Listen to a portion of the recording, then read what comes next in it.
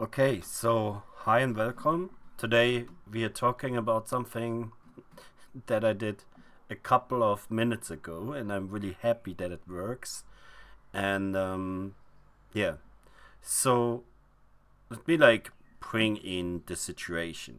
Um, I'm using Blender for a while, like 8 years something, and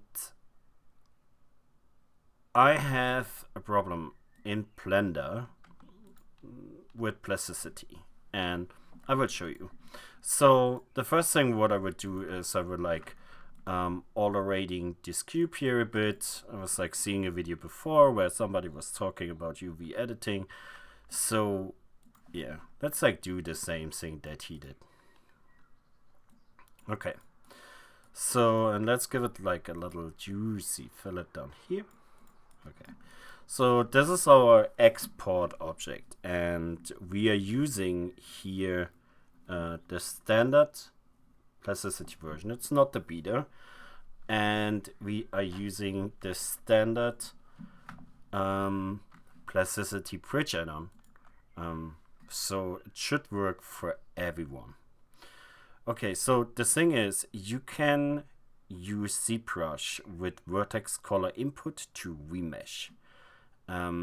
And I know that there are a lot of people out there are really upset that you cannot do this with Blender, but that's untrue if you have the right add-on and the right settings. So normally what I do now, I'm doing it by hand and attaching materials to it by hand, but I'm going forward. Okay, so let's delete the standard cube here, and let's use the plasticity bridge add-on to bridge our object into our scene here. Okay, so the next thing what I would do is, because when it comes naturally out of plasticity, the face groups are not connected like you see here.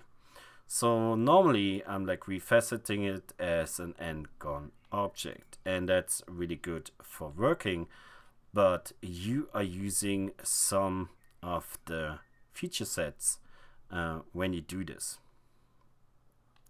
So, and what I was seeing in the past is if you're going to material, I'm switching to material here, and I'm applying paint plasticity faces, I get basically the face groups out of plasticity, and this would be an amazingly good input source for Quadremesher, but we have a Vertex color material, and Quadremesher use Vertex color material in a way where you have blue and you have red. And with the settings, what you can do is you can basically set up how dense the topology will be in some areas. So in ZBrush, you can use the Vertex color material to remesh if you use the polypaint option. And that's really, really cool. So can we do this in Blender? Yeah, we can, but you need a script for it, and I did it already, and that's all about it. Okay, so the script, I did it with ChatGPT. I don't want to have, the credits for it.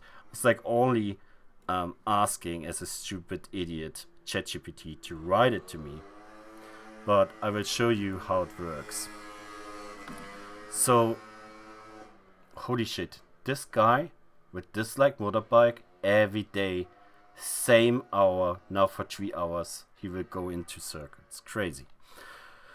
But let me go ahead here. Okay, so the next thing what we have to do is we have to run the script.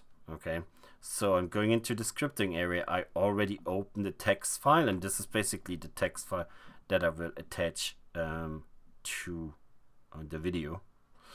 And you run it. So you select your object. Why can I not run the script here? That's stupid. Why though? It has to be a py file. Could be. Let me rename this really quickly. Save as, and I want to save this as .py. Okay, let's open this again. Let's unlink this. Let's open the py file here. Yeah, now it works. Fine. Okay, so now we are running the script, and what the script does is it looks for the vertex color, and it basically creates from a vertex a material. So it did not overdo it, but there are a lot of material groups in here now.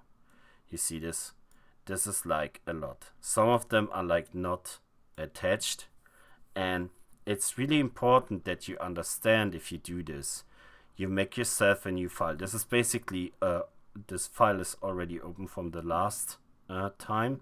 So if you do this, I highly recommend that you create a new fresh Blender file. And if you're like unfamiliar, you can right click on your Blender icon, and then you can open a new one and do it in a fresh Blender file, because this is a really small object, but if you have a really complicated object, you get like 1 bazillion materials. But we need this to remesh, and I will explain. Okay, so that's already fine. And now what I will do is I will remove the vertex material, and I will go into object mode, and I will use Quadremesher now. So for Quadremesher, most of the time what I do is, especially when it's hard surface objects, I'm using materials to remesh, and I bring the adaptive size to 100%. In this case here, I will go down with the quad count to 2500.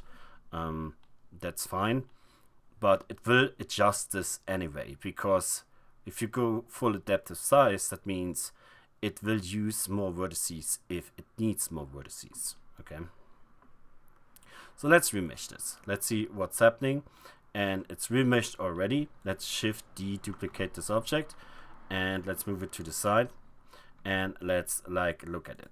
Okay, so let's go into matcap mode here, and let's see. So it works kind of okay. So you have to keep in mind that this is an automated remesh. Okay, nothing will ever beat manually remesh. But the outcome here, this one here is kind of meh, you know, but the rest of it, it's fine. And if you have the patience for it, you can like really quickly fix it and bring it together so that you are fine, and you say, okay, so I can use it like this now, you know, that will be okay here, and I would do it like on every side and basically fix my topology a bit, and I'm really fine with it then.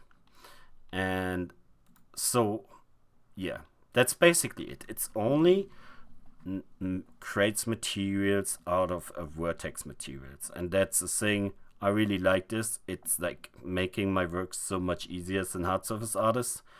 And if you find this useful, then you can leave a comment. I have some more knowledge to share. If you're interested, you can subscribe to my channel. There will be coming way more information in the future.